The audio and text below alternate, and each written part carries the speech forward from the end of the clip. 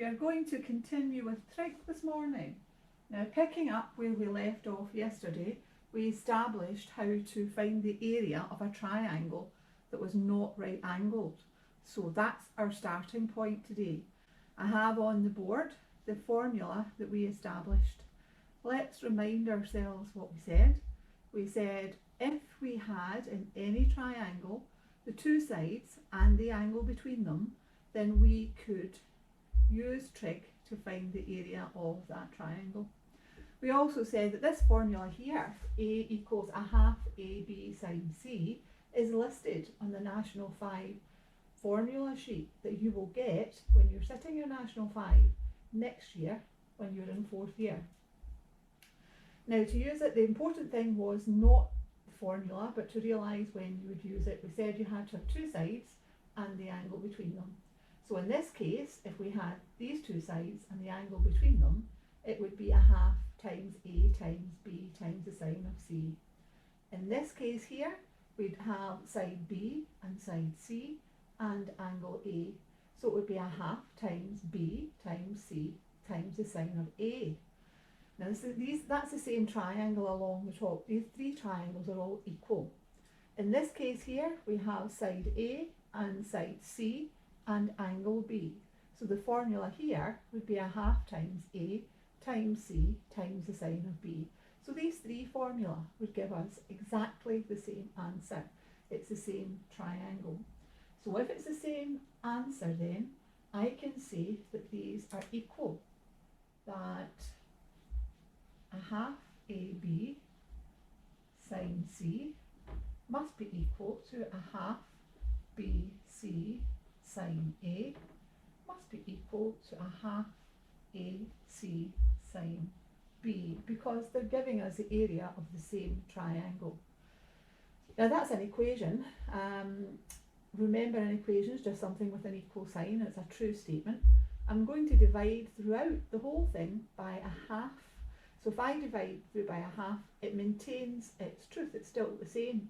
So if I divide through by a half, I would have AB sine C is equal to BC sine A is equal to AC sine B.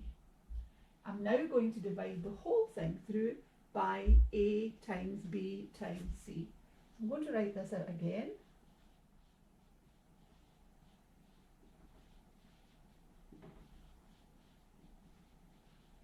And I'm going to divide the whole thing through by A times B times C. So let me do that. If I divide the whole thing through, divide each of the sides through by A times B times C. The whole thing through. And it's doing the same thing. So it's true on each side. Now I'm going to cancel right there. So I would have sine C over C is equal to, I'm going to cancel these out, sine A over A, and I'm going to do the same here, cancel things here, so I would have sine B over B. Now I'm going to turn it round, it's exactly the same. If that's the case, A over sine A equals B over sine B equals C over sine C.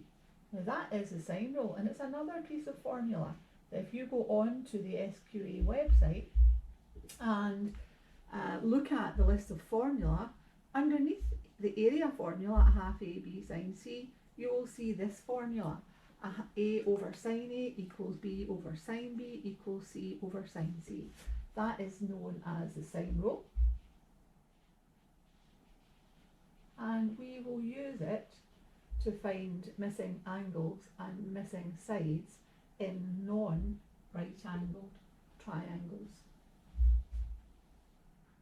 Okay, we've established the sine rule, and like I said, you'll see it in the National 5 formula sheet. So the top right hand part of the board, that's what you would find in your formula sheet. A over sine A equals B over sine B equals C over sine C. Remember these lowercase letters, that's your sides. The capital letters are your angles. So let's work through some together very quickly. Number 1, find the length of QR. find the length of QR. So we're trying to find this length here.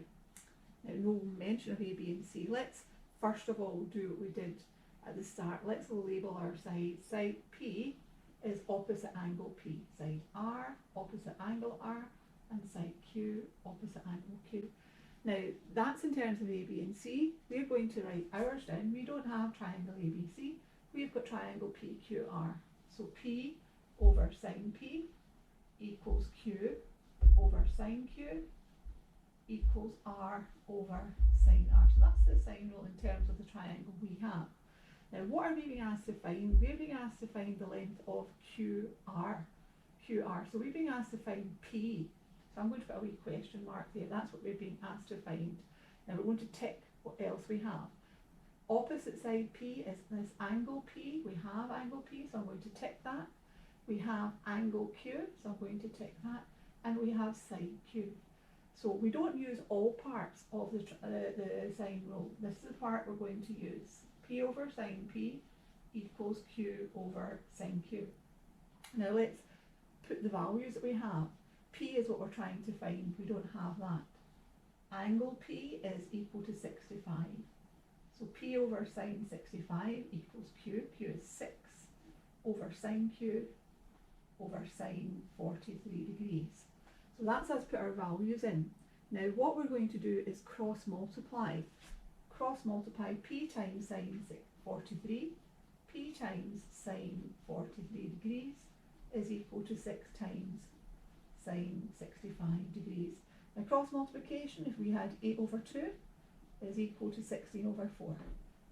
These are both equal to 4. If I cross multiply, 8 times 4 is equal to 2 times 16. So we can cross multiply. We don't change the value of anything. That's what we've done here. P times sine 43 is equal to 6 times sine 65. 8 times 4 is equal to 2 times 16. So cross multiplying doesn't change the value.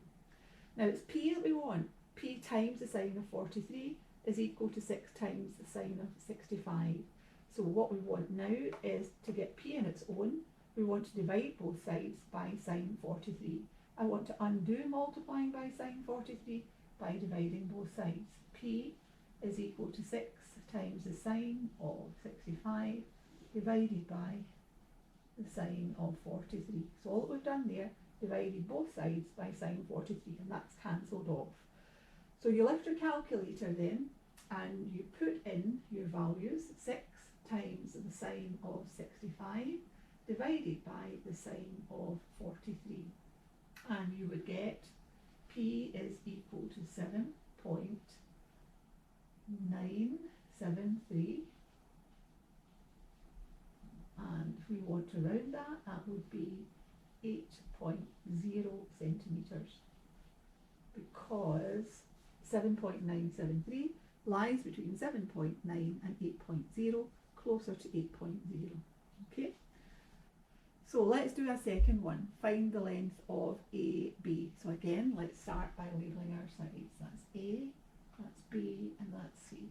This time it is in terms of A, B and C. So A over sine A equals B over sine B equals C over sine C. Now what are we being asked to find? The length of AB. So C is what we're being asked to find. Do we have angle C? Yes, we do. Do we have side B? Yes, we do. Do we have angle B? No, we don't have that. We've got angle A, but that's no use because we don't have side A. So here what you've got to do is you've got to realise you don't have angle B, but you have enough information to work it out. We could add these together, 73 and 60. So together they add to 133. We know the angles in a triangle add up to 180, so this must be 47 degrees. So we can add that in. We can add that in there. So we didn't have that, but we were able to calculate it. So that's the part we're going to use. B over sine B equals C over sine C. Now B is 7.5. 7.5 over the sine of 47 is equal to C, what we're trying to find, over the sine of angle C, the sine of 73 degrees. cross multiply again. C times the sine of 47 is equal to 7.5 times the sine of 73. Divide both sides through by sine 47, 7.5 times the sine of 73 divided by the sine of 47.